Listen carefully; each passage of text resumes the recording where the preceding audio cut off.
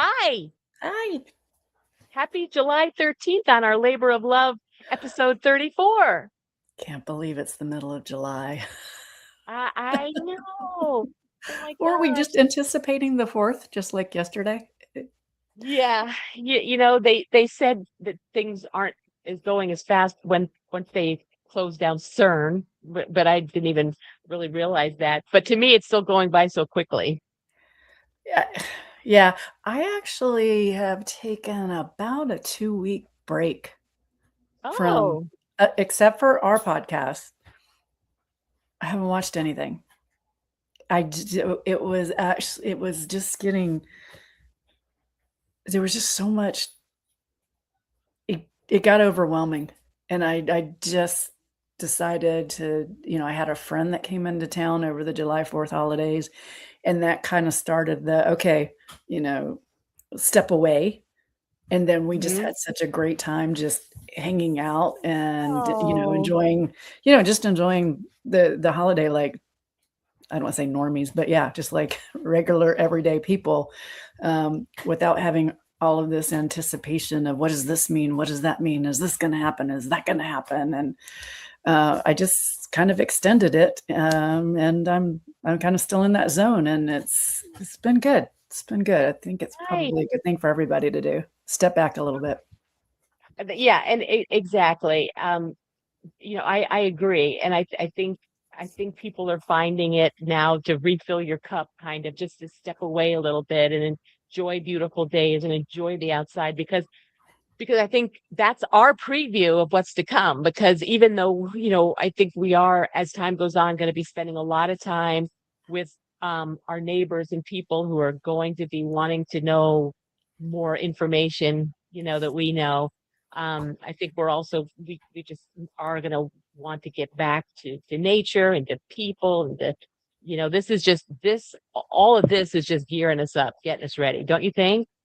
Yeah, and I met some people in the beach community here, and I got to spend some time with them, just hanging out yesterday because it was a beautiful day. And it's just that what I've seen them, talk to them a little bit, and then you do more and more, and then I got to spend more time with them, and they're like us. Oh, wow. Yes, not not Q, but everything else. Wow, that's nice. And come to find out they're like, "Oh, there's a lot of people around us that we hang out with that are of the same mindset." So that gave me a lot of hope. I was like, Excellent. "Yes." Yes, that's so good to hear. Well, as we do on this show, we often bring on people who are trying to make a difference um, in this, and it always refills our cup, doesn't it? And the people that watch. And Bruce, I've interviewed Bruce on the Truth Teller Tales series, and I can't wait to spend time with him tonight because not only is he a warrior for truth, and a real warrior, but his health journey has taken him on, I mean, such a journey that has taken him to the brink, and he has been able to get himself out of it, and he has pulled it all out within him. He's really equipped himself with knowledge and everything he needs, with God leading the way um, to to get him to where he is now, so he can now take all that he's learned and help and share it with other people. So I just really admire him so much. So I'm just super excited to bring him on. So let's bring him on. Hi, Bruce. Hello, how are you? Welcome. Yeah, really great. First, Bruce, I first knew of you when I watched Lewis Herms and all of his tours and everything that he did. You were always right there, and and just working so hard, and the telethons and the tours and everything, and that you and your wife were both so dedicated to his journey as well. Um, First, tell us a little bit about that time, because I think people who know you from that as well. Well, I mean, it was kind of the how things worked out for me, myself, and my wife to get hooked up. It's really a story of divine connections, really. Because I started, podcasting stuff, or actually it was just before COVID, right around COVID. I started live streaming the county commission meetings and all the protests that we were doing at the schools when they were trying to put masks on the kids and all that stuff. And then I became friends with Kirsten W., who's she's fantastic, and I believe that the enemy took her out. That's another story in itself. A whole show could probably be dedicated to that. But it was because of her friendship, and then I went to one of her events locally because she lived not far from me, and I was live streaming, recording things for her, and I met somebody there who lived really close to me, Gina. And then she was connected helping Lewis with the Truth Tours. And that's how everything kind of started. They invited me to speak at because I lived near Tampa, and they invited me to speak. It was near Tampa or Sarasota on Truth Tour 1 to speak there. And I had plans to be out of town, couldn't make that one. A couple weeks later, they were in I got a call from Gina. Hey, we got an opening. Do you want to come and speak at the Fort Wayne, Indiana Truth Tour event? So I took about 3 seconds for me to think about it and ask the wife. So we jumped in the car and drove 14, 15.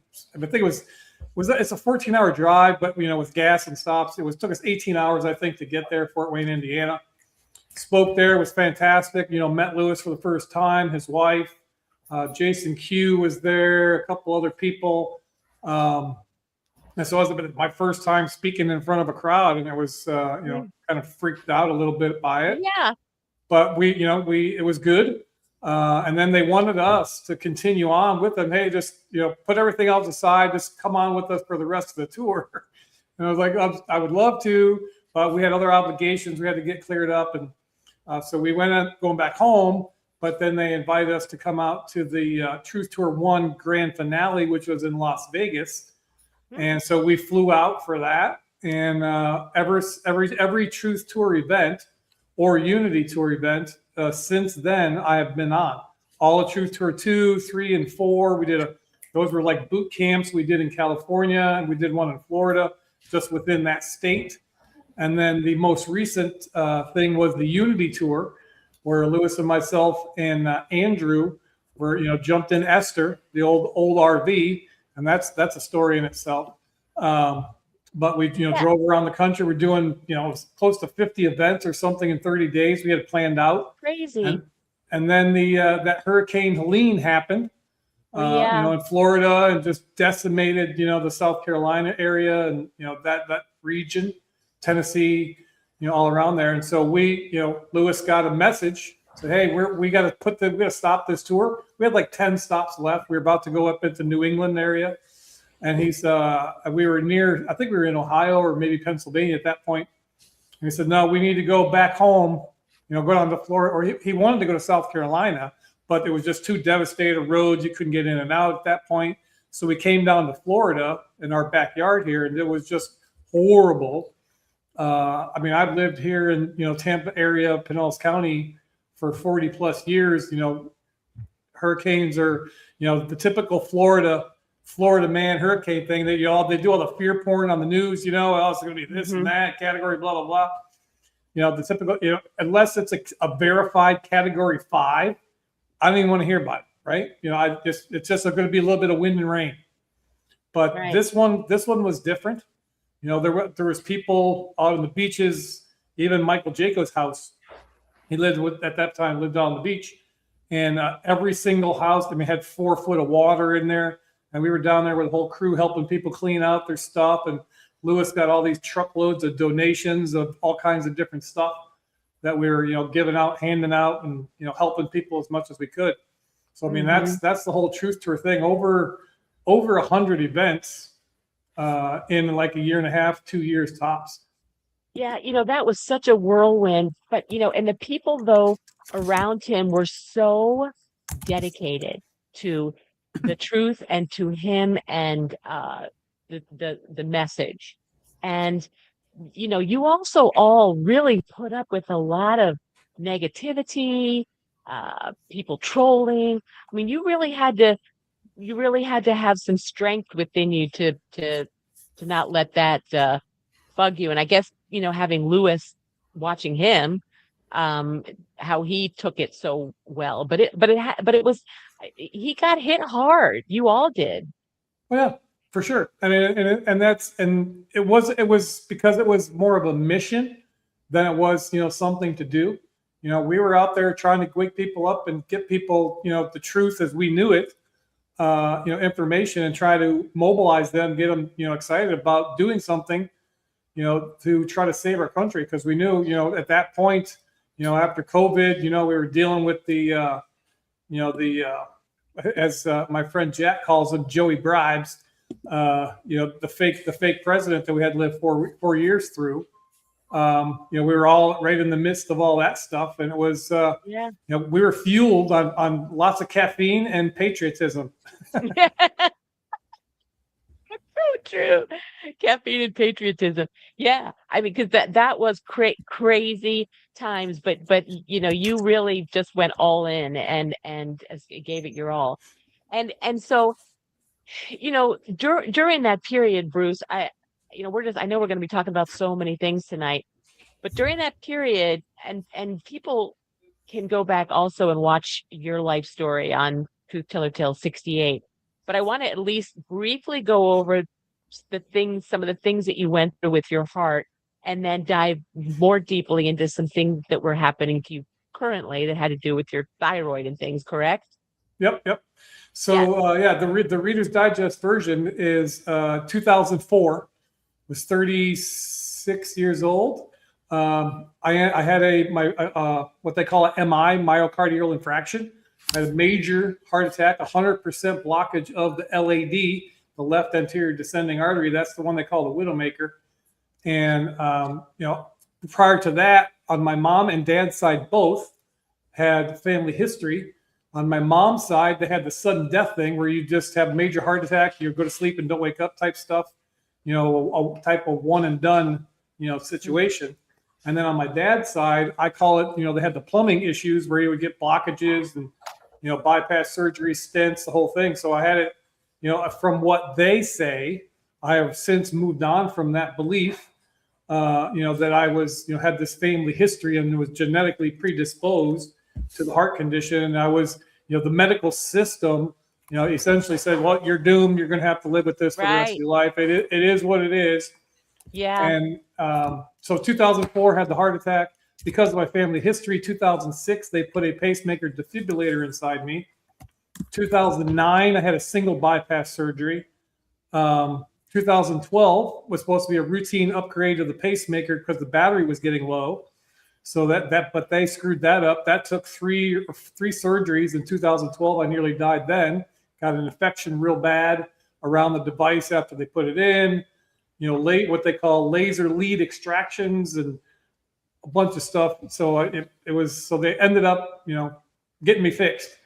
Was it? But before you go on, was that the one when your pacemaker was literally zapping you from the inside? Yep. That was exactly it. So at that time I had been self-employed. I have not had a job since 2004, working as a real estate agent, had other businesses and different things going on. So I didn't have insurance. So I was waiting for the charity paperwork for the hospital to have this surgery to have my pacemaker replaced. Well, I woke up in the middle of the night. It was around 2 or 3 o'clock in the morning. I got the, crap shocked out of me.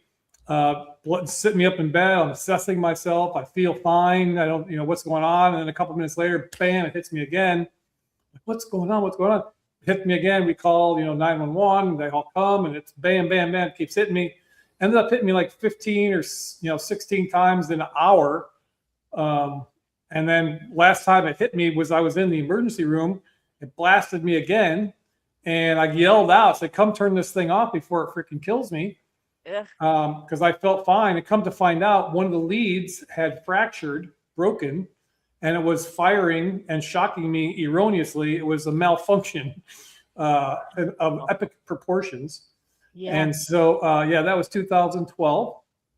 Between 2012 and the next big fiasco, a few seemed like every 6 months or a year, I'd have to go in and have a rotor-rooter job, put a stent in. I'd have blockages, nothing really, major between 2012, 2018.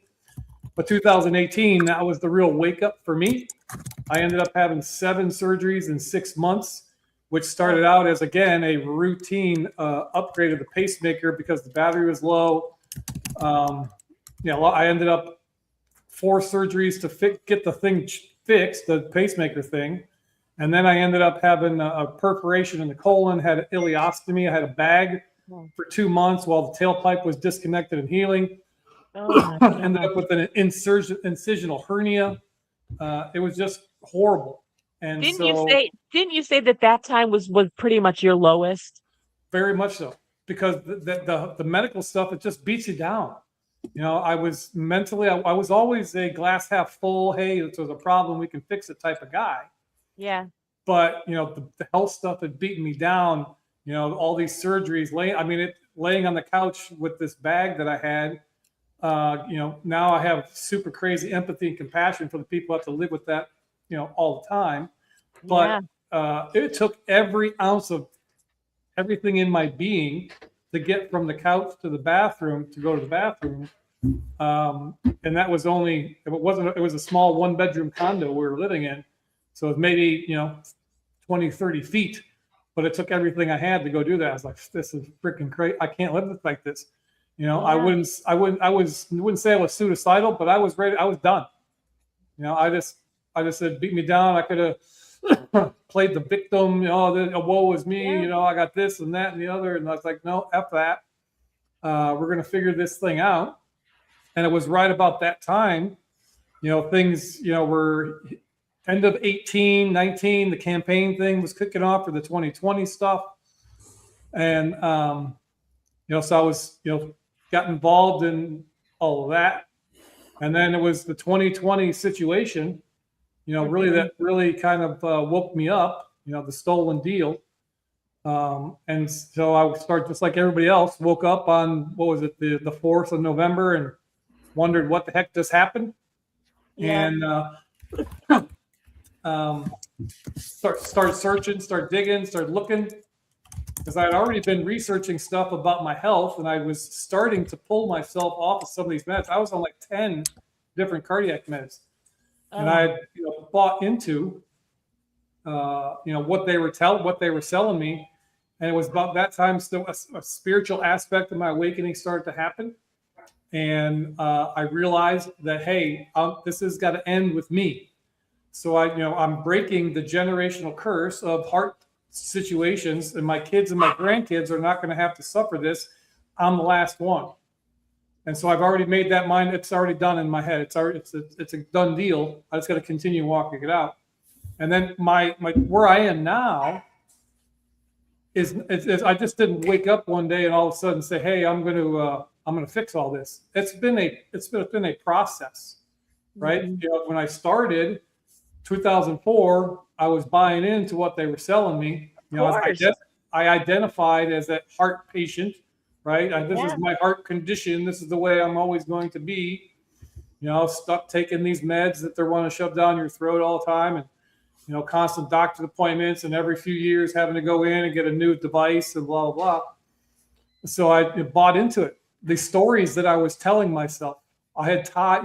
That's part of what my bigger mission is now, and helping people see and realize. That's why I'm very open and honest about my entire situation, what I've been through, where it's got me, and then where I am now is all due to the Unleashing Excellence framework that I believe God gave me in 2023 that I'm using to get myself out of this hole and change who I am.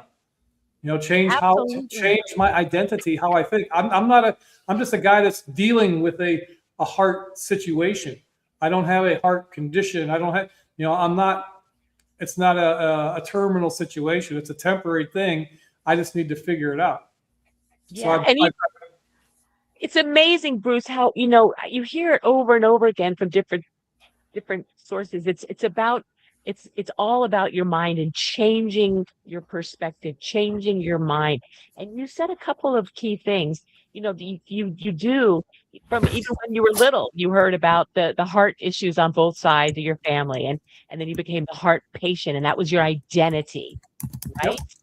right? And that puts you in a state of mind, a particular state of mind that's all we think it's normal, but we're so used to it, but it's such a psyop too.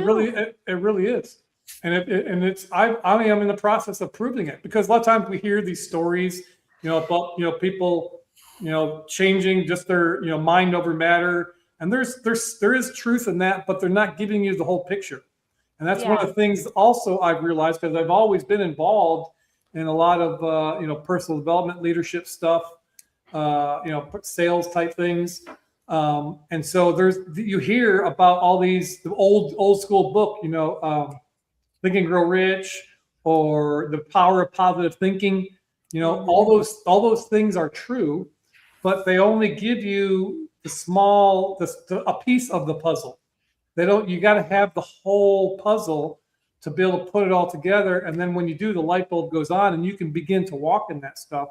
But just by sitting in front of a mirror and, saying 100 I am affirmations isn't going to change nothing. It'll help, but Right. until you get to a point to where, okay, my mind is here, but then you got to get up and take some action. Yes. And I reference back to the story in the Bible of Moses, standing there, got the Egyptians on his butt, right? The Red Sea in front of him. Oh crap! He could have just folded. Oh shit, we're caught.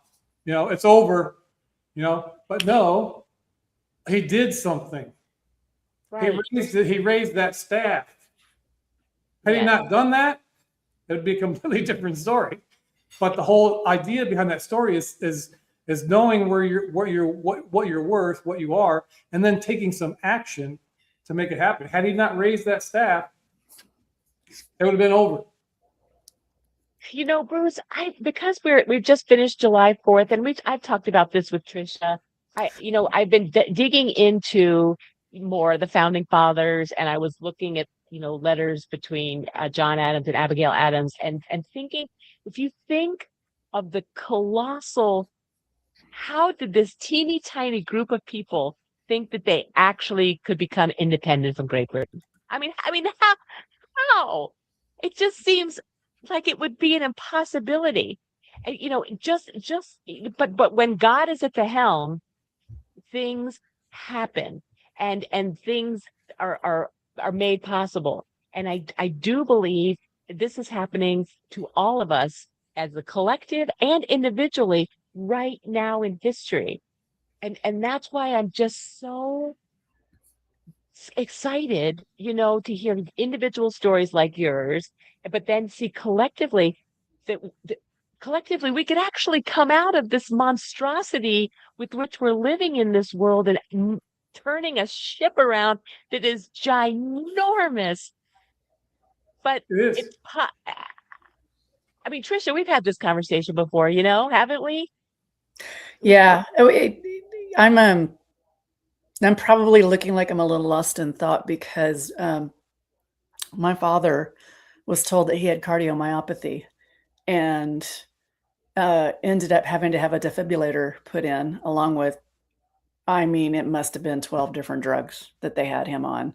And I'm trying to think back now because of all the names, knowing what we know now versus, he's since passed. He died in 2013. So this is before then. And Bruce, a similar situation happened to him with the defibrillator. It kept shocking him. And it was actually when he was in the swimming pool, and he didn't have steps in the pool. They had a ladder, and he and my mom were in the pool, and it started to shock him. And then it started to do it again. And he realized, I need to get out of this pool, but he kept getting it would knock him, like it incapacitated him. I guess that's the right word. So and so there was this real fear of being in the water, and my mom being helpless because she wasn't strong enough to get him out. And so anyways, they made it out, got to the emergency room, called the drug rep and everything. And of course, they send, the sales rep in, and the Medtronic is doing the readout. And then it happened again when he was leaning over to pull the cleaning equipment out of the pool. And so they had said that they think there must have been some kind of electrical current coming through maybe the lighting system because they had a lighting, lights in the pool. Never got to the bottom of it, called out an electrician. Electrician said everything was fine. So never did figure out exactly what it was, but my dad never went near that pool again. I would bet money had nothing to do with the pool. It was, probably some other situation. Maybe they, a wire was loose or something. Who knows back then, but that's part of the problem, that I found in my dealings over 22 years with the, allopathic medical system. And I shifted, I started off buying into that stuff, and then I shifted into the rebel phase. Right. This was 1820 COVID stuff. Got to go to a doctor's appointment, wear a mask. I was like, no, fork you. I'm not going to wear no mask. Right. And then I actually, I got to find it. There's got to be video somewhere or pictures. But I had a cardiologist appointment, and I was just being a jerk because I was in this rebel phase of screw the doctors. They don't know squat. I'm in control of my own stuff. But I really didn't know anything. Right. I was just being a rebel. And so I got one of those Tyvek painting suits, the head to toe body thing, looks like a hazmat suit. I had the mask, double goggles, all this stuff, gloves. I roll into the cardiologist appointment looking like I'm a guy from the hazmat suit, hazmat team or something. And I'm here for my appointment. And you should have seen the eyeballs were just like massive. But I was making fun of them. And so after I got to find. I'll bet half of them felt safe after you did that. That's how bad off people were. They're like, oh, great idea. And I'm just sitting here with this, this tiny, they're thinking, I just got this tiny little thing and this guy's got a whole full bodysuit on. But it was after that, I actually came across the face diapers that were mesh. And I found one that had a camo print on it. When I wore it, looked like a regular mask, but hold it up, man, it was just like a screen on your window. It was doing nothing. So, but nobody told me as long as you looked like you had a face diaper on, you were being compliant. Yeah. So they didn't say squadoosh. We all know, that trying to stop a virus is one of those. Even says on the box of those little blue things, it's not made for stopping or transfer. All it does is keep you from spitting on other people. Right. Trying to stop a virus with that thing is like trying to, stop a mosquito coming in your yard with a chain link fence. It's just not going to happen. Yeah. So, so that was the rebel phase. I wasn't taking my med. I was just being rebellious. I didn't know, I didn't have the knowledge. And so I was that's the next phase of my evolution, I guess you can say, as a patient. But over the last couple of years, for 3-ish probably since the February 23, when I got this UE framework, I started replacing the stories. I started taking the mask off of not a heart patient, right? We all wear these masks, these identities, and some of them do serve a purpose, right? Because part of my story, I was married when I was 16. So I jumped from my mom's arms into my wife's arms. I didn't know nothing. So immediately I was thrown into I had to wear the mask of a father. I had to wear the mask of a husband. I had to wear the mask of a provider. And those all served a purpose. And the masks become detrimental when you start leaning on those, and the stories that you tell yourself keep you from, being, moving on, right? That can become an excuse. So, but then I moved into phase 2, which is I had to learn some stuff. Yeah. Right. I had to learn, I had learned about, the medicines and what they did and what they didn't do, and my body and some of the terminology that was going on. I could consider myself a quasi or unlicensed cardiologist because of all the stuff that I read, and still fighting with my doctors about me taking meds or not taking meds. What really this past 6 months, everything is just kind of came into view, if you will, the light came on, or I started walking in this knowledge and started digging deeper. And I started having some issues earlier this year that were caused by supplements, and that were, for a normal person, a normal healthy cardiovascular system or whatever, wouldn't be an issue. But because of the substrate that I have and the scar tissue that's there from that 2004 deal, these supplements had a negative effect, and I started having these VT, ventricular tachycardia episodes. And if I did not have my pacemaker defibrillator, I would not be sitting here talking to you, because those are the types of rhythms that kill people. Wow. So if you don't have, I had this built-in paramedic here. I didn't get shocked through all that, but I could feel what they call ATP, arrhythmia termination pacing. I think that's what it's called. You get the pacemaker. What it does, it monitors, and it senses that VT rhythm, where I go from just sitting normal here, 60, 70 beats a minute. And then all of a sudden that the electrical signal hits that scar tissue and gets all freaked out. And I go from 60, 70 beats a minute to 180 to 200 beats a minute right freaking now. And wow. you feel like, oh man, your adrenaline, the adrenogenic effect that happens, and the freak outness. I'm waiting just to peer with, because if you've ever had, anybody who's had a pacemaker defibrillator, and I'm sure Trish, your dad, if he was around, can attest to it. I mean, it's like getting kicked in the chest by a mule. Yeah. Yeah. If people have gotten shocked by, your electrical outlet in your house, that's a little tingle. I'll go stick my finger in the socket right now. It's not a big deal. Well, you kind of compare it to when they're, when the staff is actually trying to shock the heart and they're telling everybody to clear. Yeah. And here you've got this internal thing that's going off. Yeah. And I wish it would, I've learned the feeling that happens, and I begin to brace myself, preparing for it. Cause I do have, from that 2012 incident, I do have some PTSD. I was going to ask you about getting shocked. So yeah, it's not fun. I wouldn't recommend it. But if everybody works with electricity, if you've gotten bitten by 220, working on some 3-phase electrical, any electricians out there have gotten zapped by that, it'll make your arm hurt for a week. And this originates right in the center of your chest. I don't know what the correlation is to wattage. I can't remember, but my device will shock me using 40 joules. 40 joules, that's what it charges up to. Well, anyway, if you're getting a weird rhythm, it tries to pace you out. So the pacemaker will send signals to try to trick the heart to calm down. If that doesn't work, then it gears up, and then it delivers the therapy, the shock therapy. Well, and then for every time that it does go off, you're also draining the battery. So then now you're looking at another surgery to go back in and replace the battery. Yeah. Yeah, because they tell you it's 8 to 10 years is the normal battery life. I seem to be on a 6-year cycle. It was put in 2006, 2012, 2018. And the last time I had it done, thank goodness I had a good doctor then. They did it with one surgery at the end of 23, December of 23. One surgery. So that was the last time. So I'm good for till 29 or 30.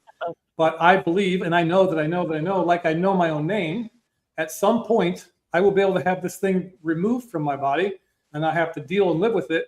I'm not sitting around waiting for a med bed or something like that.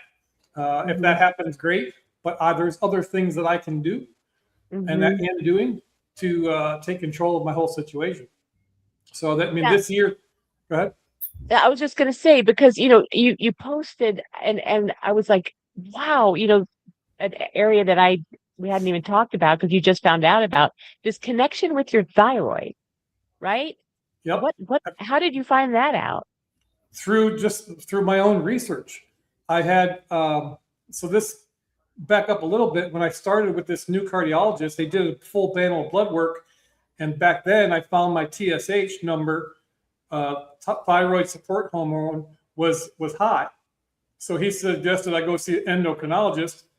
And so I did back then. This is, I'm still, behaving as the normal compliant patient. This is, right at the beginning of my rebel phase.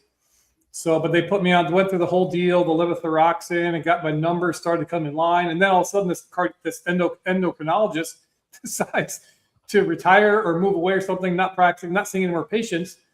And there is a severe shortage of endocrinologists. So I just said, that was my rebel phase. I was like, well, F it. I don't need all this. I'm not going to take this stuff forever. So screw it. I just turned it off. Just did it out of my mind. Didn't even think about it until these VT episodes start happening this year. Got some additional blood work, saw the TSH, and then I started digging in. And I found out there is a direct correlation between the thyroid function, your T4 to the T3 conversion. It affects every system of your body. And there is a direct correlation link to thyroid malfunction and cardiac situations, especially electrical system of your heart, that if you got a messed up thyroid, your heart can be messed up. Well, this is what pisses me off about this whole allopathic medical system is these specialists, they're so myopic in their views. My cardiologist, when I mentioned that to him a few months ago, he's like, I'm a cardiologist. You need to go talk to somebody else about that. There's no connection. La, la, la, right? Yeah. La, la, la, I can't hear you. So I was like, screw that. So I even dug in deeper into the research and then the blood works. And so the only reason, and I'm going to say that I'm not giving medical advice to anybody. This is just my own personal journey that I've been through. But you can't trust these guys as far as you can throw them. And even today, I had a big fight with the lab. But anyway, the cardiologist, I go into the hospital a couple of weeks ago and the reason I went in, this is me hacking the medical system because I was having these VT episodes. I had an appointment to go see the nurse practitioner at the cardiologist's office on a Friday morning.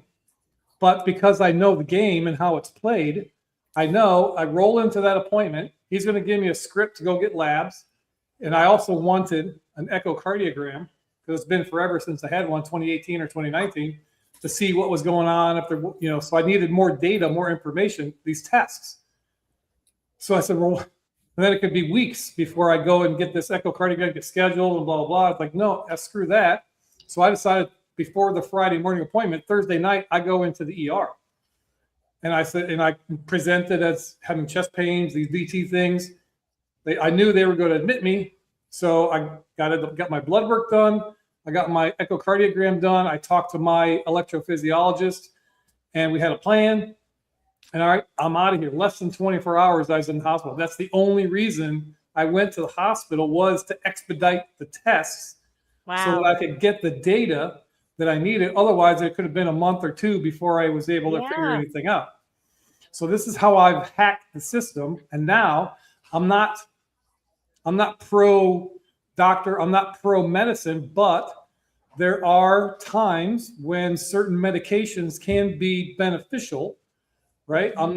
I am using right now 2 meds to stabilize my physiology until I can figure out something else. Mm-hmm. I know I'm on a beta blocker and I'm taking the thyroid stuff, the levothyroxine, to kind of stabilize my system, kind of as a band-aid, as a bridge, till I can get more data and then figure out what I need to do to fix it from a natural, holistic, standpoint. I don't plan on taking these meds for the rest of my life. I won't take these meds for the rest of my life. I will figure it out. Yeah, it's a little scary to hear that your cardiologist isn't trained or doesn't know or doesn't want to talk about the correlation between heart health and the thyroid. Not surprising. In the hospital, I'm sitting in the hospital after he comes in. I'm sitting there all day. He finally shows up around 5 o'clock and we're having this discussion. And I tell him all the information I found out. And he somewhat acknowledges that. He says, and I says, well, why can't you just, give me some levothyroxine or, give me something to fix my thyroid or, work. This is what I want to do. I didn't want to add another doctor and this and that. So he said, no, his exact words, no, I'm going to stay in my lane you need to go see a endocrinologist or a primary care physician.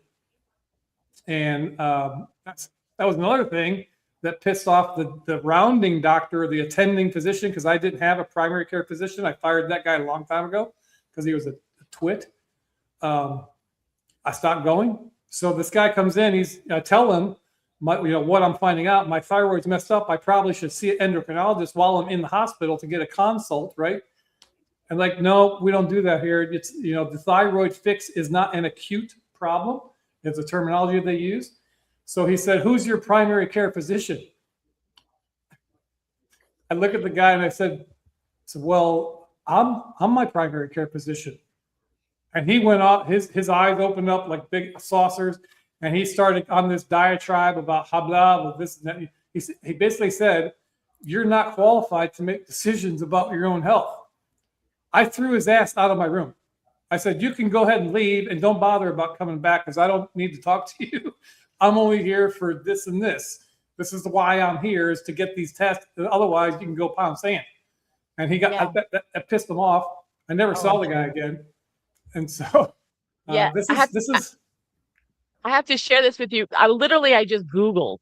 I just Googled heart health and thyroid connection. Basically, it says, and both underactive thyroid and overactive thyroid can significantly impact the cardiovascular system.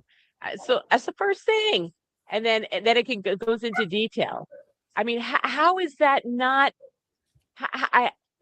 It's flabbergasting to me. I know. And I've already been to 2004. I started my cardiac journey, and it wasn't until 2020, so 18 years or 16 years later, that I even had a, inkling about a thyroid heart connection. It wasn't until this year that I really put the dots together and understood it myself, all the terminology and how the thyroid and the T4 to T3 conversion happens and looks in the liver and, what it does. And it affects all of your systems.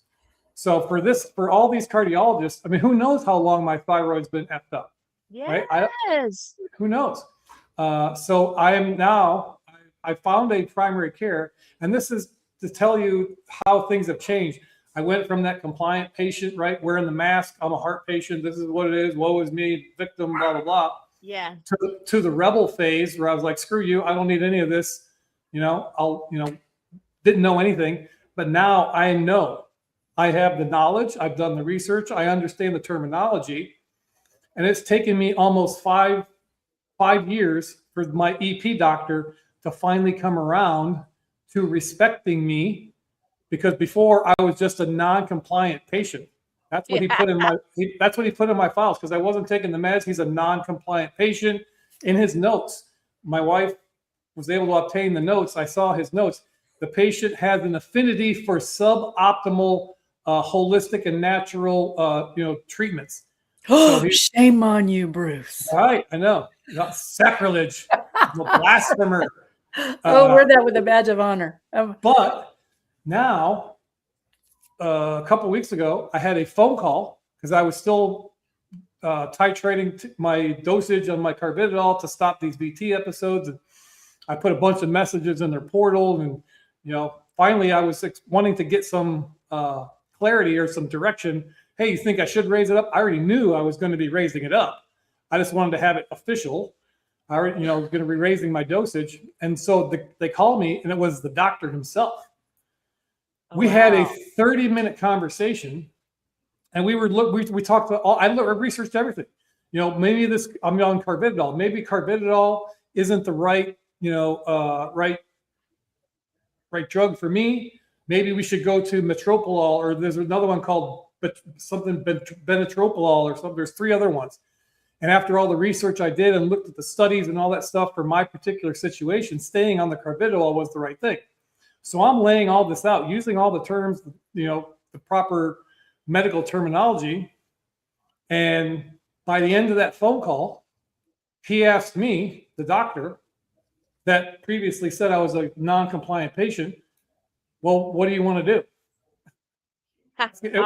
That whole conversation was more like 2 colleagues bantering, trying to figure out what to do, than it was a doctor, trying to dictate to me what I should do with my health. And so at the end of the conversation, said, well, what do you want to do? And I was like, well, I want to increase the carbidol to 25.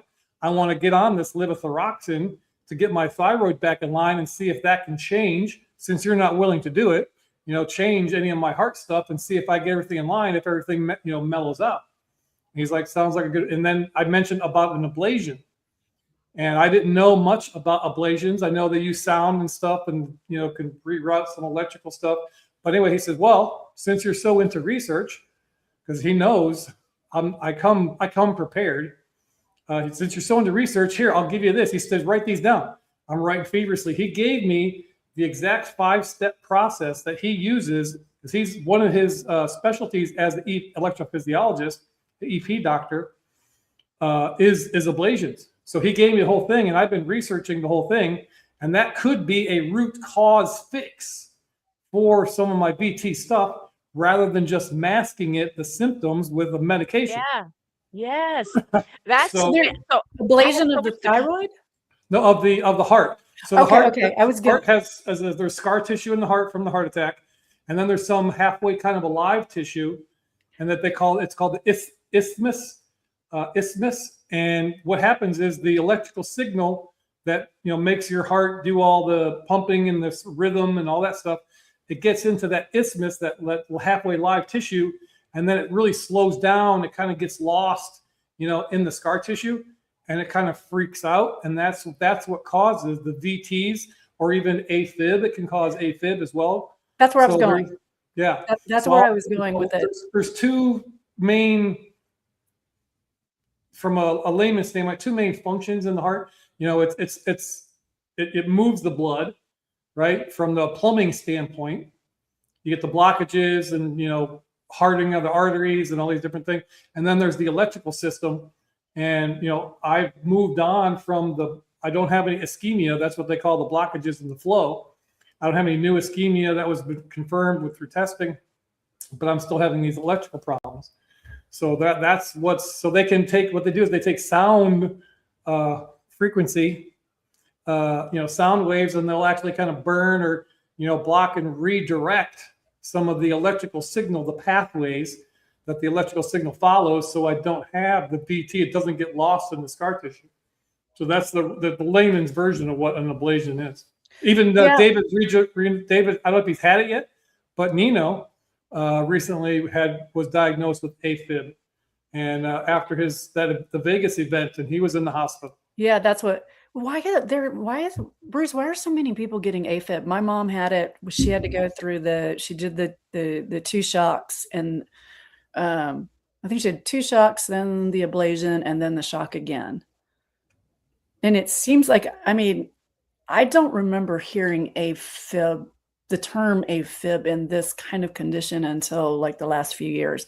I'm not a doctor giving him it, but it has to do with there's lots of environmental factors, stuff that's in the air, that's in the water, and the stuff that they call food that they're trying to sell us. They want us to eat. It's in it can be caused medicines. It could have, people could go their entire life, like I did, almost 20 years with cardiac problems, and not one freaking person decided to look, hey, maybe your thyroid's effed up. There might be some other situation. That's why it's so important that I'm encouraging people to do, just because I'm not anybody special. Anybody can do this. You can. And that's so funny that you say this, because I have for the last 20, 30 years thought that my mom had a thyroid problem. And she said, no, I go and they check my thyroid and they say I'm in the normal range. And I had a friend of mine who had thyroid issues, and she said, no, she needs to go to a specialist because the range is different. And if she's having these other symptoms, she's got to push. And I could never get her to push, but dollars to donuts, I bet all day long, that was the start of her issues. She had all of the symptoms, and then she gets the heart stuff and the AFib later. So this is really like connecting a lot of dots. And I'm just going to slip in here because I know we've got people in the chat that want us to ask you about iodine in relation to the thyroid. Yeah, because Well- Carol Maureen 13, she Yeah. is very big on I know. iodine. I know Carol. She's my spiritual mother. And you had mentioned the doctors and the ranges, right? So here's the problem. This is what I have found out through my own personal experience. Again, I'm not giving anybody medical advice, but you need to know, right? First off is the doctors, the endocrinologists, the specialists will only look at your TSH number and your typically the free T4, right? Those are the two main ones. If those are in line, oh, you're fine. You're all you got some mental problems. It's all in your head, right? All these different symptoms, the brain fog and this and thing, the cold feet, the hair loss, all these different, the normal symptoms, what they attribute. Right, the dry skin, yeah. I mean, my skin, sometimes I look like a freaking alligator. It's just so dry. So anyway, but that's where they drop the ball. And then the normal ranges, that's all they look at. It's those two markers. But then you got to look at the T4 to T3 conversion, because T4 doesn't do squadoosh. It basically just travels in and goes, this is layman's stuff. Most of the T4 to T3 is what your cells need, right? And that conversion happens in the liver. And so if you're not converting the T4 to the T3, and then your cells are not getting the proper effect. So you need a full, not just a TSH and a T4, you need a full comprehensive thyroid panel of blood work to get the data. And as far as the supplements, iodine is a mechanism that is needed. Most people, can help. It helps. Iodine helps. Selenium is another thing that helps with that stuff. But every person's situation, physiology is different. For what I am dealing with, iodine doesn't help me. I've tried. It doesn't do anything. And that's one of the things we have to be careful for. And that really, really gets me, it got my blood boiling. When I was doing all this research on the thyroid stuff over the past 3 months, all of a sudden, these tracking devices, these listening devices that we all carry around with us, my Facebook feed, the Reels feed, was just filled to the brim, video after video after video of some snake oil salesman selling you something in a little dropper bottle that says, oh, yeah, levothyroxine, it's poison, you're this and that and the other. And that I've seen multiple videos using the same exact script, but they use it's AI bullshit. And they got fake people, fake doctors pushing this snake oil stuff, $47 in a bottle, and it's going to fix you right up. Maybe, maybe not, but that and people are just so desperate. They're whipping out their credit cards, buying this crap, and then they're still having issues because they're not really following what their body really needs. And to follow and find out what your body really needs, you do need proper data, not just symptoms. That's why I use the medical system right now. I'm using them to be able to get, because I can't get the blood work. I can't, get the diagnostic tests. I can't roll into a place and say, hey, I need this. No, you got to play the game. And some of the stuff, these functional doctors, these integrative, doctors, they're doing fantastic. Naturopaths. I actually got an appointment with the naturopath doing a full workup on me in a couple of days. But they're not covered under insurance, and the system is so freaking expensive. I was looking at a functional cardiologist, called around to see what it was going to be. One of them told me it was for telemed stuff, only in Zoom, $1,500 for the initial visit, and then $750 for the follow-up. There's also now a big push, and I'm not poo-pooing any of them. One of my good friends is part of the founders of these things, but these PMAs, private membership associations, where they have a group. You pay a membership fee to have access into the doctors, and some of the doctors are covered under insurance plan. They've worked out a way with the coding and stuff like that. So I looked into a few of those. But I'm going to go my current path and see how it works out. But the supplements are fantastic, but you got to know some of them can do more harm than they do good. I was taking most people would say a benign supplement, nitric oxide booster. Me as a cardiac patient or somebody with cardiac issues, nitric oxide is in your blood is what makes your arteries softer, open. It's a vasodilator, Yeah. so it gets flow better. It's like sounds good. It's a vitamin supplement. L-arginine, L-citrulline, those are the two basic building blocks that makes the nitrous oxide in your system. But I started taking that, and boom, my heart did not like it at all.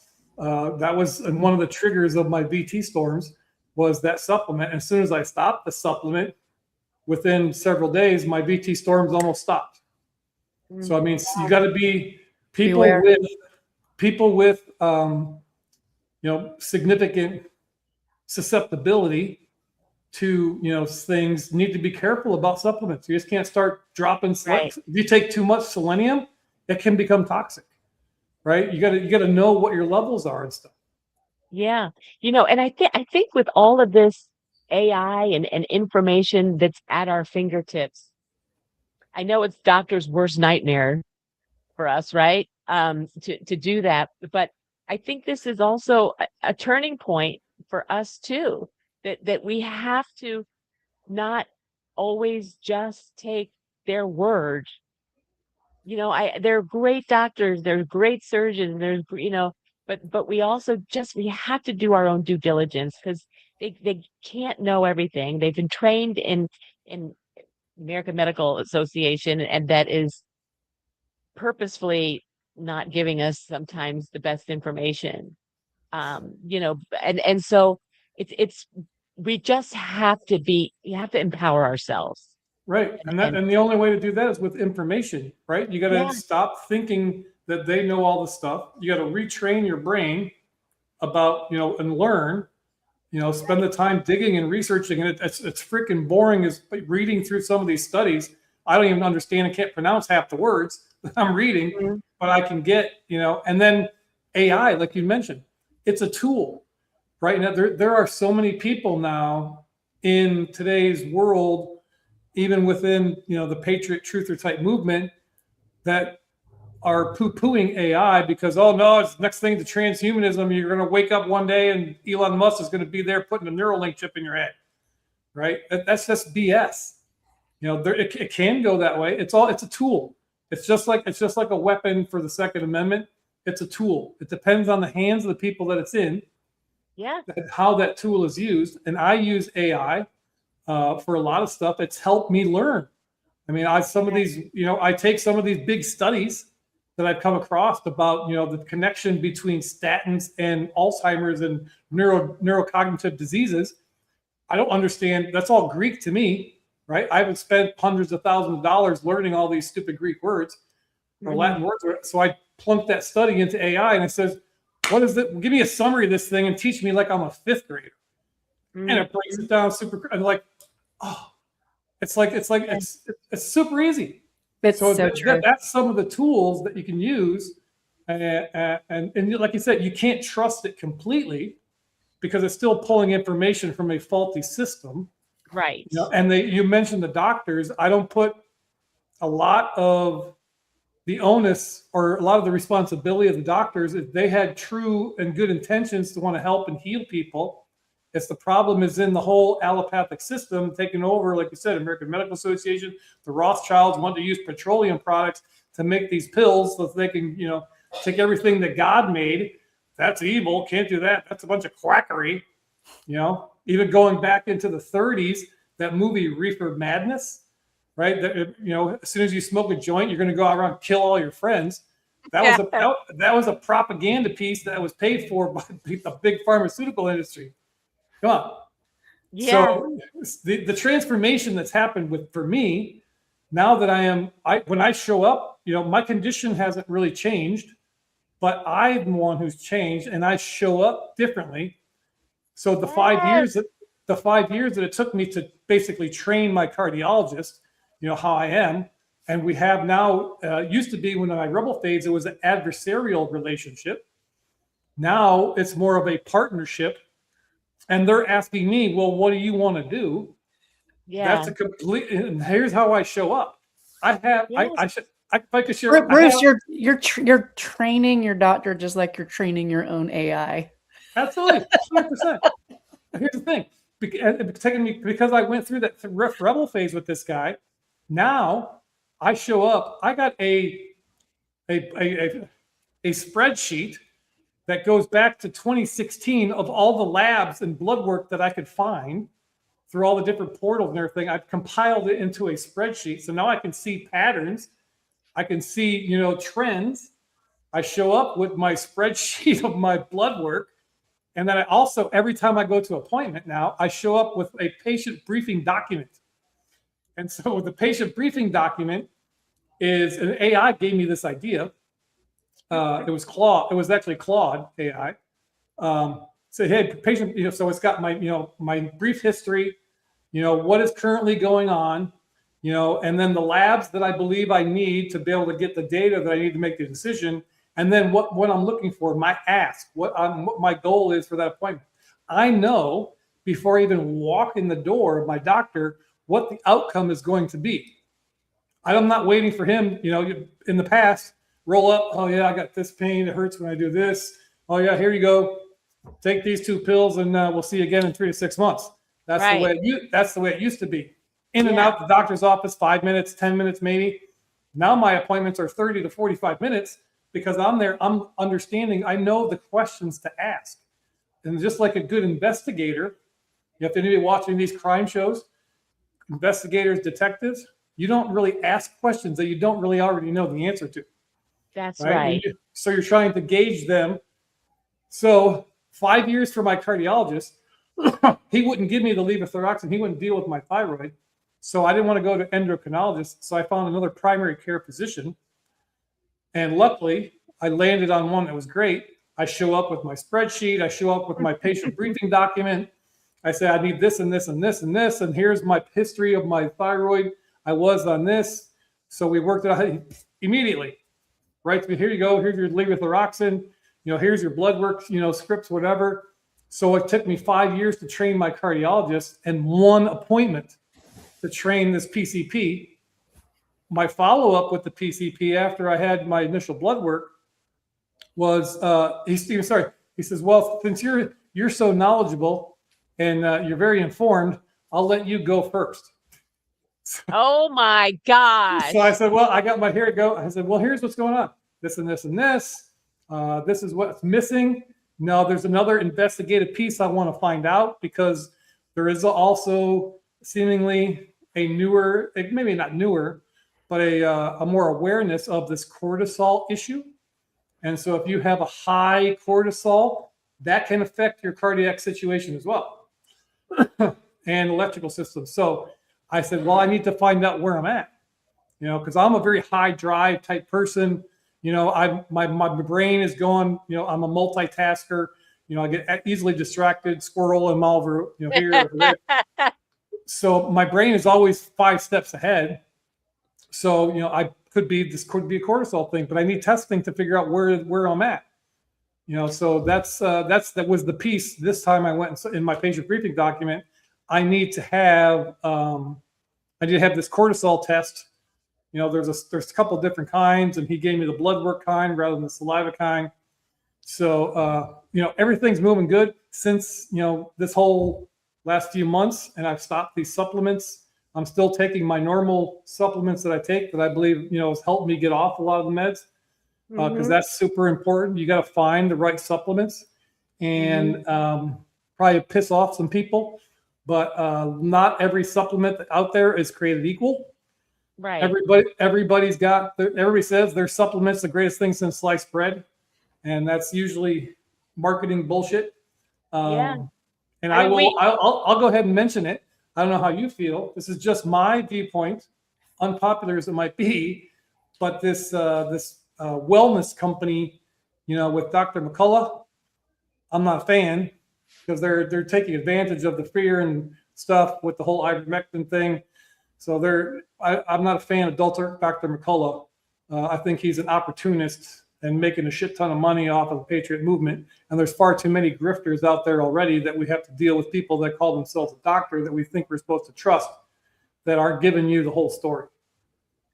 Yeah, I just take everything with a grain of salt, and I think he's brought awareness to a lot of good things, and And I think that most of us aren't fearful anyway, honestly. And because that's why we're in the position that we're in, is because we didn't fall for the fear. Um, and Well, I you know, and think I think they're still in that and within our movement. They're still, the victim I know. mentality. If it wasn't for the deep state, or this and that.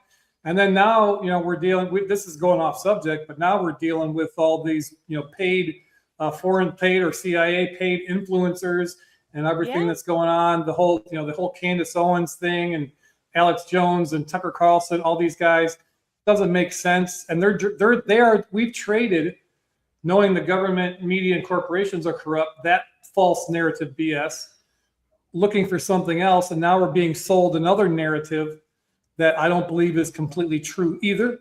The truth is Right. always somewhere in the middle.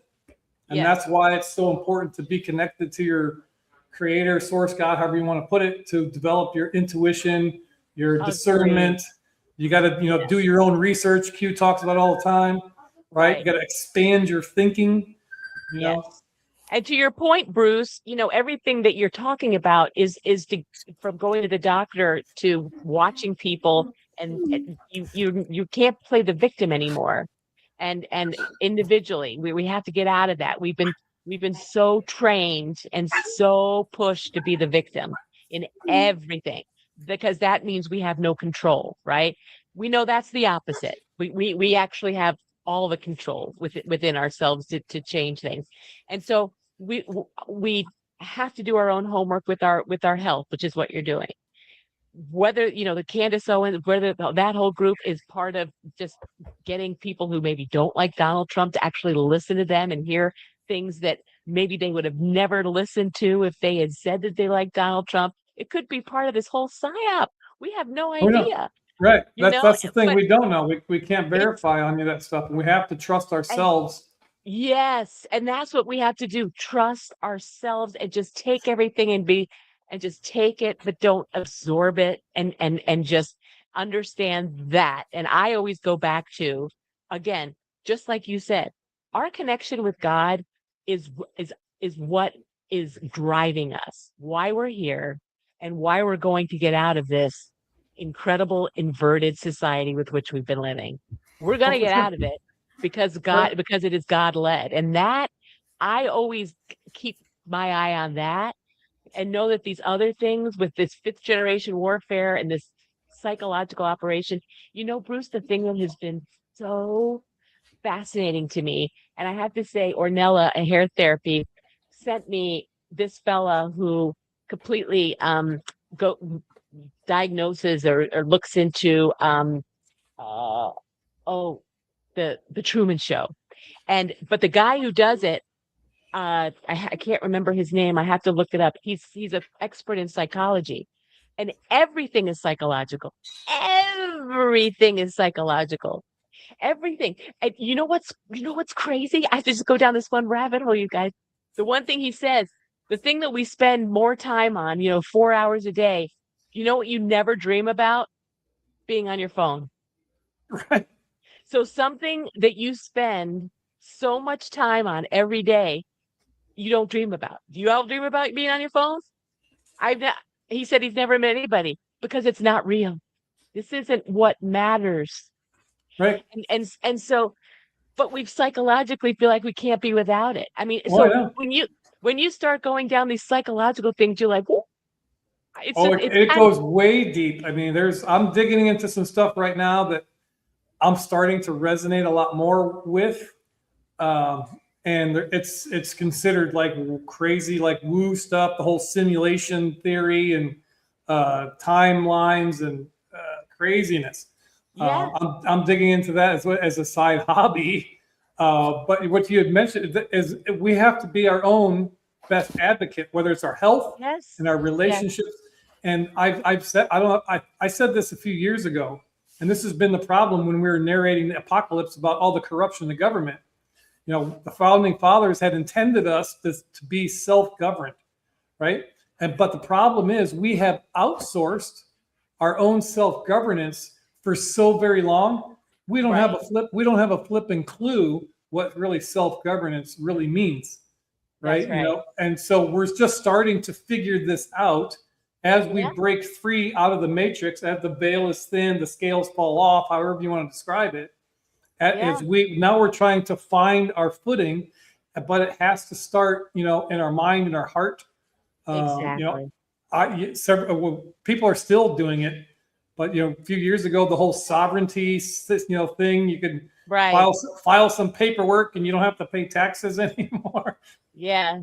That was a psyop. But I said I don't need to file any paperwork. I'm already sovereign. I've Yes. made a decision in my Right. mind and in my heart. I am sovereign. There isn't Yes. anything that these people can do that's going, Right. to affect me. Yeah. So we gotta get back to that, coming back within, because up until this point, it's all been about the disclosure, what's going on outside, how the government has lied to us, our history is BS. It's all been about external stuff. And I believe that we are in this phase, the shifting, for those of us that have been awake for a while, Mm-hmm. and many people way longer than me, and they're further down the road than I ever will be. But we have to, you mentioned taking some time off and unplugging. We have to do that. That is a requirement. Any people in a military type of situation always has to have R&R. If you're always out Yes. there on the front lines and the bullets and the arrows and everything zinging by you, you're going to get wore the F out and you might get Right. injured. You might need to Yeah. recuperate. So unplugging from this stuff, as much as I hate to say it, most of social media is BS. There's lots of bots and trolls. Your people Right. that you're arguing with on social media, it's probably a bot farm somewhere in China or the right. Philippines. Yes. You've seen those pictures of like 500 phones all up on a wall, and you got one little China guy back there, typing in stuff, fighting with people all over the world. I think I don't know if it's true. I heard a number somewhere around 51% of the people we fight with online are bots and trolls. Yes. They're not even real people. Well, psychologically, that's the point, right? Because they have to keep us fighting because it's too dangerous if we all think that what you just said, that none of this, we understand that they can't control us because it's all here in our heart. That's the most dangerous person that there is for the people, the powers that were, I'll say. Yeah. Because we're not controllable. And there's a lot more of us than there are of them. That's for sure. And so I want to take people to, everything that you've been through. You're using it now, and that knowledge and that inner peace that you have and all that you're doing. I want to show this because you're offering something, this unleashing excellence. And I love that. And it's a brucepoppy.com. Give me a little overview about that. Like I said, well, this was a system, or not, I call it's a framework. And it's how I have been able to use myself to change my identity to become who the true Bruce is.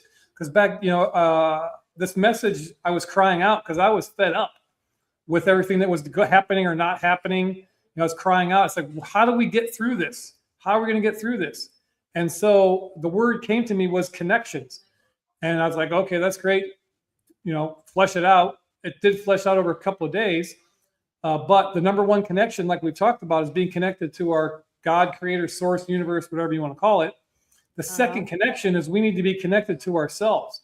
Because like I said, I don't know if I said it in the beginning or when we were talking before, but God doesn't make mistakes. We are all children of God. We all have the excellence. Everything that God is already in us. Yes. So we have this excellence, the God excellence inside of us. But the problem is it's not unleashed. It's buried from all the fake identity stuff, the wrong thinking, the programming. So it's still there. We just need to unleash it. So the system is built on 3 pillars, and Burn the Mask is all about identity. It's finding out who you really are, not who my wife wants me to be, not who your job or career, anybody else. Who am I? Who is Bruce at my core? So you pull back all these fake identities and get in touch with your true self. And then the second pillar is unlearn to unleash. We got to change the way we think. If we think that we're going to be able to get out of this mess that we're in with the same thinking that got us into this mess, we're sadly mistaken. Right. That's a definition of insanity. I think Mark Twain said, "Oh, doing the same thing over and over again, expecting a Right. different result." And that's the formula for creation. Is from thoughts. Anything that we see was a thought at some point, and it Right. created some emotion, which created some action, and then the action part is the forge. But then the action gives you the results. So if you don't like the results you got to work it backwards. What's Right. screwed up? Is it the bad actions? Is it your bad emotions aren't in control, or is it bad thinking? So the unlearn to unleash is all about mindset and beliefs, and then the forge. That's the thing we do every single day.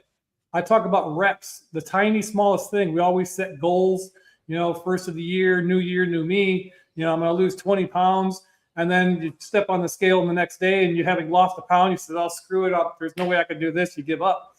You got to look at it differently. I don't set goals. I set standards. And I do a rep is the very smallest action that I can do that's going to move me towards that thing that I want. Doesn't matter what it is in what area of life. The smallest thing I can do, just a 5-minute thing. Do that, and that's a win. Then builds self-trust. And once you build self-trust, because we've tried stuff, didn't work out, and so every time we do that, we lie to ourselves and we lose trust in ourselves.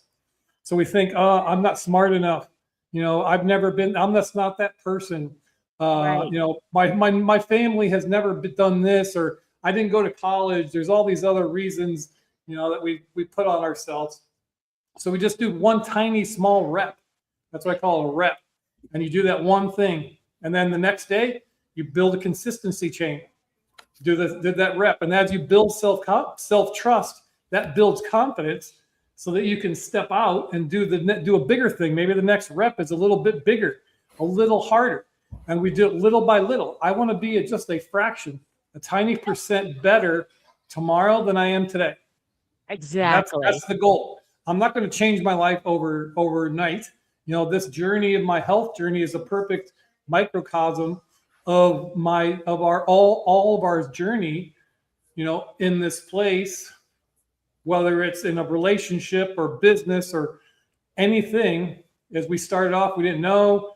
We were in this bad place, and then we learned a little bit, maybe get rebellious, and then we learned some. It's a progression. It is a journey. They say success isn't a destination; it's the journey. Exactly. And so, everybody wants the mountaintop experience, but they don't want to do the hard work that it takes to get to the top of the mountain. Yeah. And exactly. And that's part of that makes it even that much sweeter, though, is the process that you have to go through.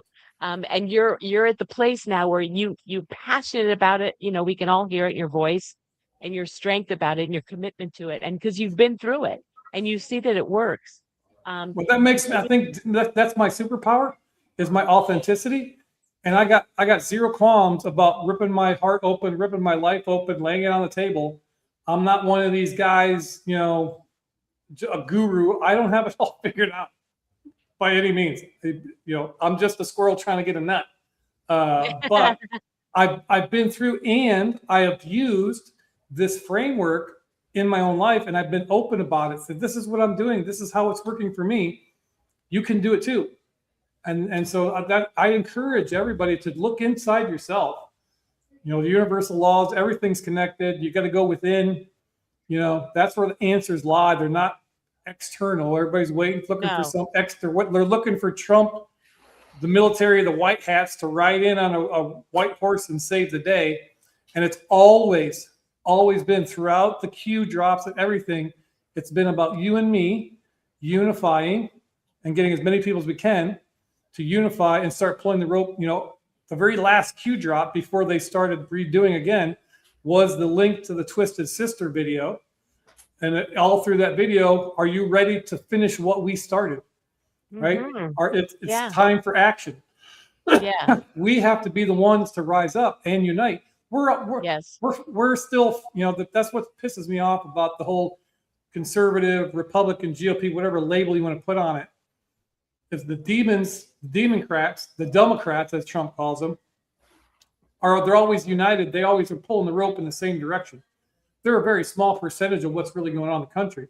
But most of the conservative side, we're too busy. We're really good at this circle firing squad, right? We're too busy fighting on X, or, mostly X recently, fighting over who's right, who's got this, who's controlled opposition, who's being paid, who's a CIA op. We're all fighting instead of uniting behind the common thing of restoring the republic, the way that the founding fathers intended it to be. But we're all worried about the Tyler Robinson case, and is the FBI pulling another one over our eyes, and it's a government cover up, and he's a patsy, and the whole everything. Right. It's just it's drama, and it's distracting us from what we need to be, and that's go within and be the best person that we can be, so that other people can see the light in us, and we expand the tent that way. That's exactly it. And I love that you said that, because Trisha and I feel the exact same way. And I actually put a clip out. We had on Donna Brandenburg last week, and the clip she said says exactly that we have to unify as Americans. This whole other thing. The Democrats, they were always all together because they were equally bribed. So they were equally Yeah. or so they had to do it, or blackmailed, or whatever the heck they were. So do you want to say something, Trisha? No. I'll go on and on. Don't get me started. Well, let me just, I wanted, this is going to be a change, but I wanted you to hear this, Bruce. So, because we all have our superpowers, right? So a lady contacted me. Her name is Reverend Paula, and she has master's and doctorate, and I will share that with you. And she's a woman, an older woman, who is so knowledgeable but so passionate. And she contacted me. She said, "You know what? I want to do something, no charge. I would like, for those people who are isolated, who feel isolated, I want to be able, they can call me. I actually just, I want to talk to them, and so that they don't feel as isolated. No charge, nothing. I'm going to give you her phone number, but this is what she sent me. She said, "Dear Ellen, we met recently and had the greatest phone conversation regarding the truther movement, Trump, and the evolution of the human spirit at this time of the planet.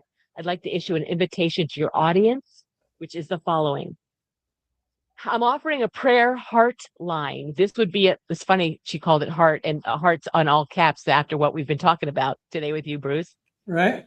This would be a message only phone line and I would return the calls the next day. So you would call, leave a message, and she'll return your call the next day. It would make it especially easy if the viewer would leave a time zone and approximate time that they're available. They could leave messages day or night. Here's the purpose for this endeavor. In my professional career, I have been a teacher, a behavior health therapist, a minister. I'm currently only doing private work for my home office. The ministerial certification was a desire of my heart, so that I could provide spiritual outreach programs for anyone who needed human contact.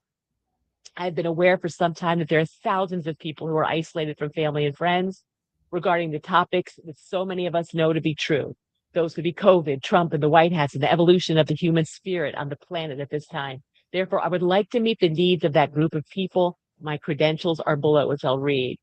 I'm proposing that during the first phone call, what she wants to do prayer. She wants to talk to you, and talk about the things that are important to you. And she just wants to have a conversation with folks, and what that all entails. She said, "My goal is to keep everything as upbeat as possible, but I would love to understand the positions from which you're coming. Obviously, many of us have been hurt. Let's bring the joy back into our lives together. I'm creating an army of love to reclaim the peace." And it just starts with a phone call. She wants you just to give her a phone call. She said, "So please just give it a try." I'll put her number up. She's got a bachelor's degree, a master's in behavioral counseling, a doctorate of divinity, non-denominational and interfaith spiritual outreach programs. And she is a Reiki master and a certified clinical hypnotherapist. And so it's Reverend Paula, and it's the number is on the screen. It's 623-329-8363 Mountain Standard Time. She wants you just to give it to people. You call, leave her a message. She will call you back the next day. She really feels like there's just still too many isolated people in this community.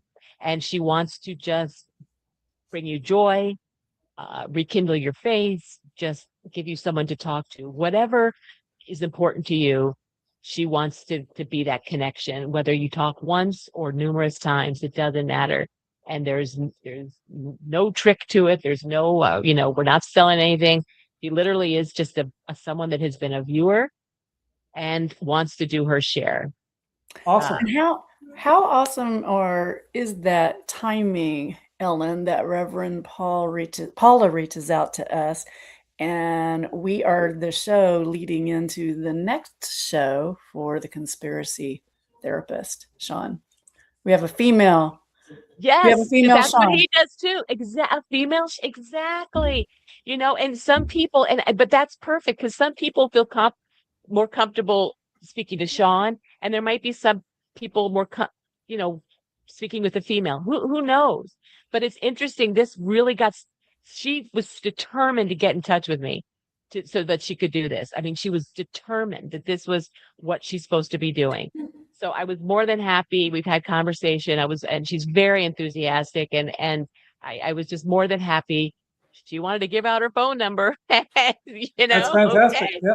And that's kudos to her for doing that. And that's the thing, is we do need to be connected, because when I was crying out in 23, and that I got the word connections. There's 3 connections. Number 1, a connection to God, the creator source. Number 2, getting connected to ourselves, and the third connection is getting connected to other people, right? Because people are still stuck in some of the COVID mindset stuff, the separation, the shutting down, the lockdowns, all this different type of stuff. When we were doing the truth tours, that was one of the most gratifying things, is to get out and meet the people, because it's real easy to sit in front of a webcam and rant, right? Yeah. And do all the things we do behind the. But when you're out there and you're seeing and be able to hug necks, and shake hands and hear these other people's stories about what they're dealing with and what they're going through, and how they feel alone, that their family has ostracized them because they wear a red hat. It's just insane that what's going on has affected familial connections, brothers and sisters. I mean, it's almost like the Civil War thing back, brother against brother. Yes. And we are repeating that to a sense. I'm not saying we're going to be going kinetic at any time, but It's a bit biblical too. it is. And so we just need to be prepared. And I said it, I think I said it before when we were interviewing me before, is that us early ones awake, this is our boot camp.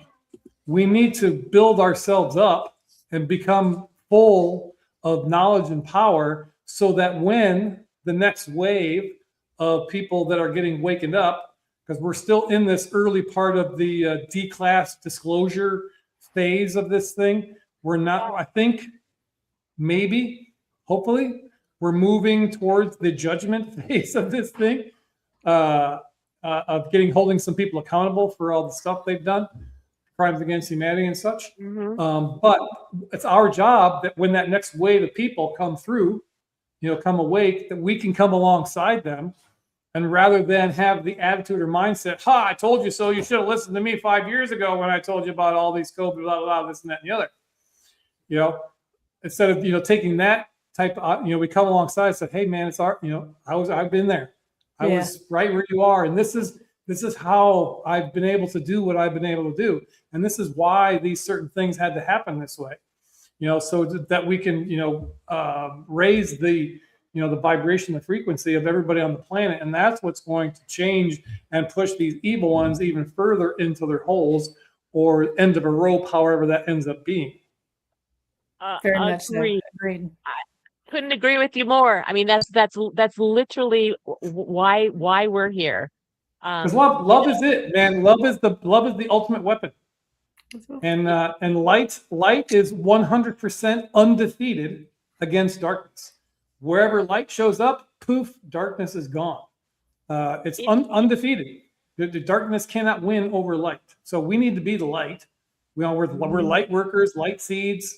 all these different, terminologies that we've heard, it's all moving us towards the end. Nothing can stop what is coming is literal. It's not, it's a divine situation that there is going to be you can get into the woo of the 3D 5 thing, separation of timelines and all these different types of stuff.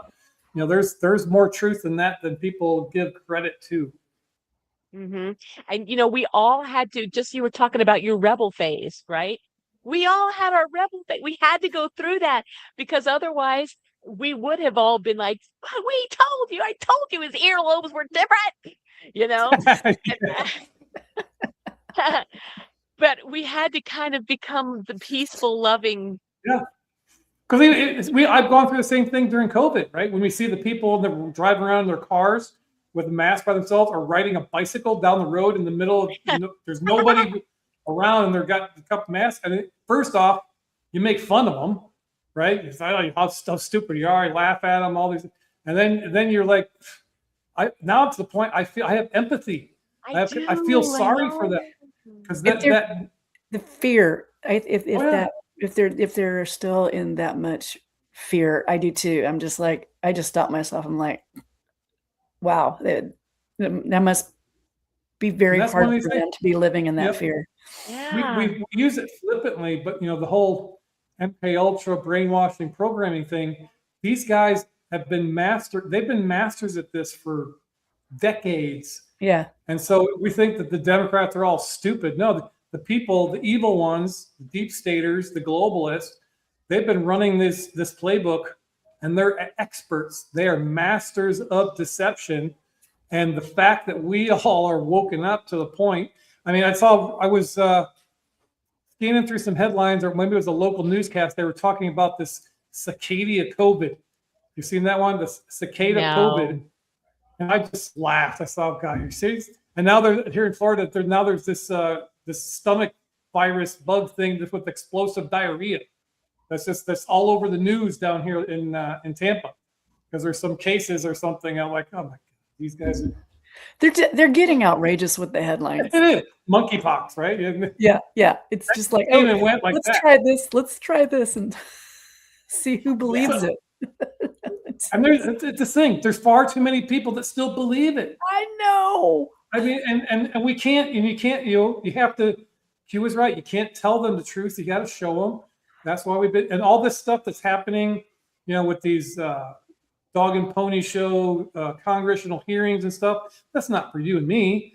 I mean, that's the whole UAP, UFOs, the JFK stuff. That's all for the normies. It's starting to put that out and seeding their consciousness about that stuff, even though nothing's ever come of it, right? JFK files after 60 plus years are still not fully released. The whole Epstein thing, not fully released, so all this stuff is just putting out there into the ether to help, wake people up. And like this thing coming up Thursday with Trump's, thing, he's supposed to be dropping some intelligence about the 2020, foreign interference in the elections.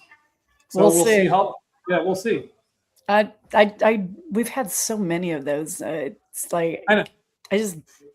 The only thing that I feel, whether it's Thursday night, whenever it is, I don't know. But when I was up in DC at that summit and Tina Peters walked in with Peter Tickton and they had just had lunch with Donald Trump and they both came in and Tina, and I put that on my ex, her little quote, she said, he's going to do something about it.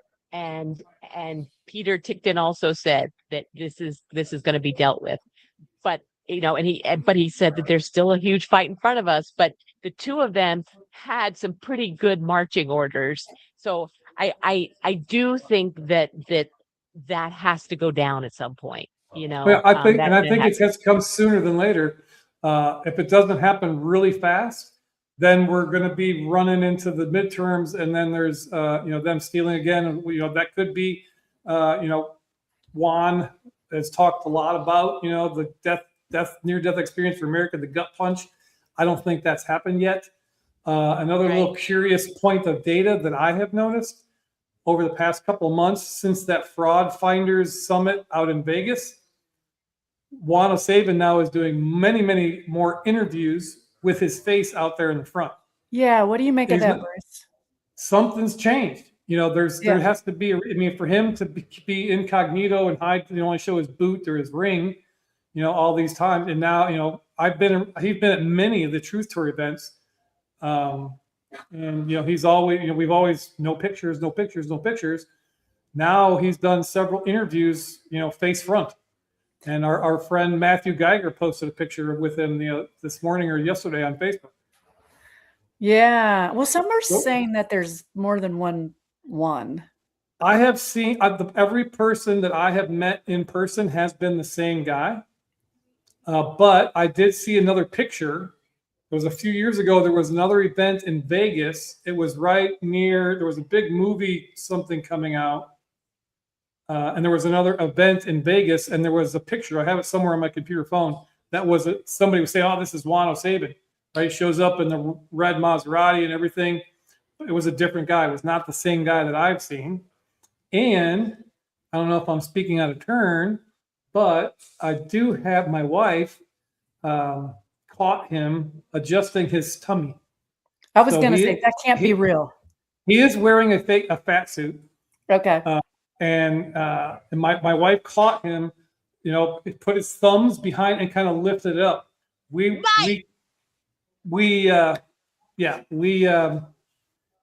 were at the end of the Truth Tour 2 in Anaheim. We were driving a friend of mine back to his place in South Carolina, and then it was like 10 o'clock at night. He gets a phone call. He says, "Hey, Juan is having this meeting over here with these people, the local GOP. They were trying to do some stuff, and Juan's over there. You want to go?" I said, "Hell yeah." So we roll over there. It's like 10, 11 o'clock at night in this industrial complex. We roll in there. There's like 10 people. Juan is sitting there, and he, just laid back. He's like half asleep. He just flew across the country. We just saw him over in California. So he's over there, and my wife catches him out of the corner of her eye, and putting his thumbs behind the little thing and pulling it up while he's sitting there half asleep. Awesome. That's my story. Well, I really quickly, so Cheryl 45 MAGA, who's such a great moderator on so many shows, she did say, and we've talked about this, but she said it succinctly, President Trump is giving a speech on Thursday evening regarding foreign interference in our election. So, we'll definitely see what that has to say. And on regards to 107, before we head out, I messaged him because he was supposed to be on our tribute for Jordan Clark, and he couldn't make it. And so I reminded him, and I said, I would love to be able to do a special report with you. And he said, "Okay, but I'm really busy." And I'm like, "Okay." So I'm saying it out again so I'm putting it out in the ether, Yeah. So so we'll see if that happens. But anyway, were close. yeah. At least he's texted me, "Okay." But anyway, so this has just been so awesome, Bruce, having you here with us. It's you really are just an amazing warrior in many, many, many ways. And is there any last thing you'd like to leave us with for 2026 and beyond? I would just say, we can't overall, we have to stop outsourcing our own self-governance. And we have to figure that out. What it is for every single person is going to be different. What might work for me may not work for you. I'm open and sharing about my health journey because that's what I'm dealing with right now. There's many other areas in my life that I'm working on, marriage stuff. I can go on and do a whole seminar on marriage things. So every area of your life can be improved. You're not stuck the way you are. We can be better. And that's my whole message about the unleashing excellence. Excellence is inside you. It's just buried. We need to unbury it and then unleash that excellence and be all that the Creator has made us to be, so that we can move. And it's just about America. This is a global situation. It is. Move humanity into this next phase of our, for lack of a better word, ascension. Our evolution. To be better in do things. So don't be afraid of, trying something new. You can do all that. And, I encourage people go to the brucepoppy.com. I do a weekly, I call the Signal. It's more than a newsletter. It's a little bit brief story in my life, what I'm dealing with that particular week, and then how I use the UE framework, the Unleashing Excellence framework, of the distortion, the lie I used to believe, and the clarity, and then the move, the forge, what you can do. I share that via email. So you just go to brucepoppy.com. You can join I call it the Unleashed, the group of people that gets on the email list or whatever. It's, I don't spam. It's not a bunch of motivational hype stuff. That's why I call it the signal. There's no hype, no noise, just signal. And if you could try it out, if you like it, great. If not, unsubscribe and, see you later. Have a nice day. Well, that's fantastic. And I admire you for what you're doing. You're just taking control, and we are all supposed to be doing that. And that's just what we're learning as we're continuing this journey, as you said. And I would appreciate so much the people who are watching on X and right here on Rumble, and the people in the chat. I was watching a guy on YouTube, and he said, if everyone could just like or follow, and I'll take a drink while I'm taking a drink of my coffee, just go ahead. He literally just goes, and I was like, okay, I'm taking a drink. I might as well just do it. So I was like, maybe I should try that. It must be a big deal to like or follow. I don't know. So if you could just hit whatever. Whatever you want. Because it's important that we have, get the message out, and that helps with these algorithms that we deal with. The more people that smash that thumbs up on Rumble or wherever you're watching, or subscribe or follow, whatever they want to call it on the different platforms, that helps. Leave a comment. The algorithm, to get the algorithm to pick it up. And what's even more important than smashing the thumb is making a comment. Yes. Just one or two words. Hey, I love this. Or hey, you're crazy as a loon. You're all wet. Anything, doesn't matter. Good, bad, or indifferent. Just a comment in there will help with the algorithms, so that people like this show and everybody else that's out there working their tail off. Because I know it's not easy putting on these productions. I've been doing it since 2020, and it's not easy. So I give hats off to Trish and Ellen for this show, and then the Truth Teller Tales as well. There's some really good stuff there, man. The concept, what you guys are doing here, I love it. And it's, getting behind the Truth Teller Tales. That's just getting behind the scenes. Who were these people, and what were they doing before they became, the truther or whatever they're doing now? And that's important. It's going to be historic. So do whatever you guys need to do to smash, like, share. That's even more important than commenting. So in orders of importance, smash the thumbs up. Secondly, make a comment. And the third, and this is the most important, is share this. Hey, if you know somebody who's dealing with heart or thyroid issues, share it out, And like I said, you can email me. I'll even give out my email. I'm not ready to give my phone number out yet, but my email is easy, info@brucepoppy.com. Info@brucepoppy.com. If you email me, I'll help direct you as best I can. Again, I'm not a doctor. Don't give medical advice. I can maybe give you some guidance of where to look and how you can empower yourself to take control of your own health situation, because these doctors aren't going to do it for you.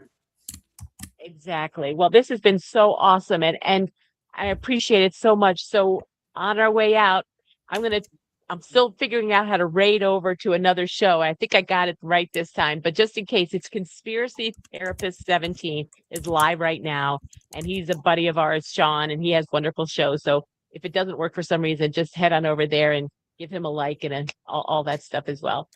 So thank you.